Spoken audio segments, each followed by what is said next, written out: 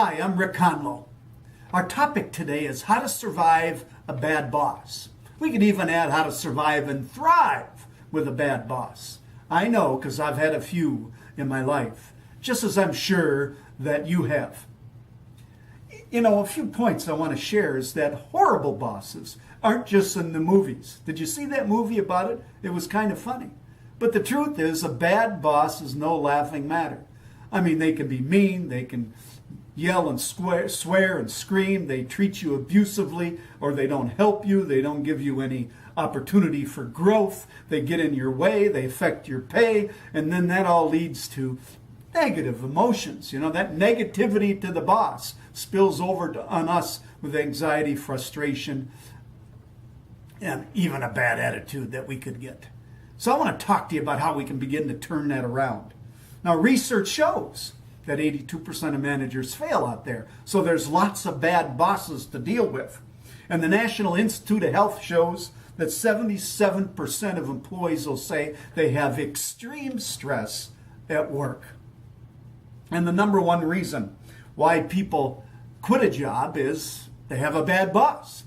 So that begs the question, if you have a bad boss, why don't you just quit? Well, I say don't quit today. Tomorrow has new possibilities. Wait to hear what I have to say here. Because maybe you need the job. Maybe it's a bad time to quit. Maybe, you have to upgrade your skills and get prepared to do that. Or maybe it's, you live close to work and it's convenient.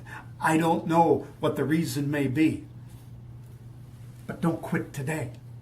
Think about it. There are 7 courageous ways to deal with a bad boss. Here they are. 1, control yourself. 2, clarify your priorities. 3, communicate upward. 4, confront strategically. 5, consult others. 6, contact HR. And 7, then cut yourself loose. So let's talk about this from the beginning. Control yourself. I mentioned there are negative emotions that come up with having a bad boss. And if that happens with ourselves, you know what? The job becomes overwhelmingly bad. What I learned in my situations, that is, I can't control the boss, but I can control myself. In other words, I can choose my response, my thinking. I can make it positive or negative by what I decide to do. So how we experience a bad boss in reality is a product of our choices. Not to say the bad boss isn't wrong or they should change or do something differently. I mean, they should. But, good luck trying to change that. But what you can change immediately is how you begin to respond. And as we control our own emotions, now we have greater power and authority over what we do. And that leads to number 2, clarify your priorities. So what I would suggest you do is you sit down, identify your goals for your job, the priorities in those goals, what seems to be working well, what you might need help with, and an action plan to move forward. Write that out 1 page. Take it to your boss and say, hey, I've been thinking about my job. Here's what I'm going to do to perform even better. What do you think? Now, what I discovered with the ones I reported to is they look at it, maybe a couple comments, short amount of time, and say, go for it. Because they don't want to deal with that. But you gain points by communicating to them about what you do, and now you have an agreement between the two of you.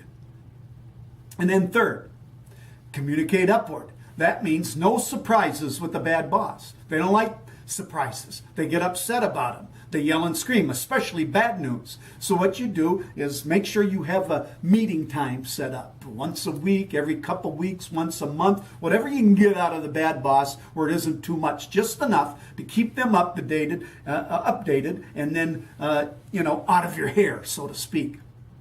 And then if there's bad news, let them know ahead of time. If there's good news, make sure you comment on that as well. See where I'm going with this? Now you begin to change how you react to the bad boss and begin to get some control over the situation. But what it does is influences them and how they treat you. They stay away from you because you're performing. See, you've identified your goals and priorities. You're communicating with them. And obviously, do a good job. Make sure you get it done well. Now, it doesn't mean you won't have problems. There will be problems. That leads to point number 4. Confront strategically. So you can't argue about everything, because if you argue about everything, they'll get more upset. They'll come down on you. It'll affect you. It might break through some of your coping strategies. So you confront strategically on the most important things, on the key things that you feel strongly about. So be principled, but don't be stupid. Don't always get in the fight. Do it where it's needed most on key areas that make the biggest difference in your job. Then number 5, consult others. You may want to talk to other people, preferably outside of work, because here's the thing. You talk to people inside about a bad boss and how they're treating you, guess what? Somehow the rumor mill will pick up on that. It'll come back to haunt you. So maybe outside of work, do that. Get some input just to see what others say. Also, it helps you let off a little steam. Then 6, contact HR. If it seems it's getting to the point where you can't handle it anymore or abusive. Now, you got to remember this about HR. There's 2 kinds. One is they're employee advocates. Others, they're cops. If you have a cop organization and you tell them about that, they're going to be on the manager side. You're in trouble. It's not going to help. But if they're employee advocates, they'll help you, and then you can work through it. So you have to know which one it is. And then they can give you some support in dealing with this boss. Maybe the boss needs to go to training. Maybe they need some coaching. That's if there's an organization where you got that support.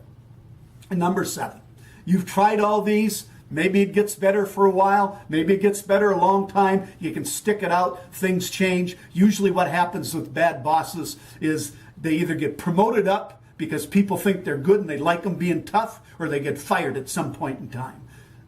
So you may want to take a look at what happens there. But if it becomes unbearable, cut yourself loose, but do it on your own time. Don't do it according to their approach. There's a story of this man who's walking down the road and he comes by a construction site.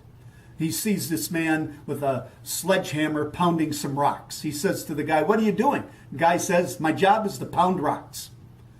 This man walking down the street goes to the next worker and sees him. He says, "What are you doing, sir?" This guy was doing a similar job. The guy says, "Well, I'm making bricks by pounding these rocks."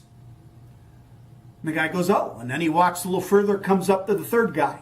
And he sees the guy doing the same job as the other 2, pounding rocks. And he says to the guy, "What are you doing, sir?" He says, "I'm pounding these rocks because I'm making a cathedral."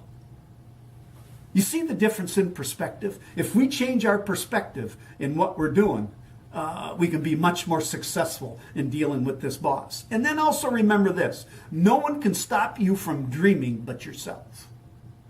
Don't let the bad boss dictate how you act and believe about yourself and your goals and your dreams. All of this information comes from our book called How to Survive a Bad Boss and Thrive While Doing It. I encourage you to check it out. I have this vision that soars on golden wings. I visualize your achievements and your legacy that sings. I do not know all about your awesome goals or your persistent efforts to raise the bar. I only know you can be the best, a superstar. Thanks for coming.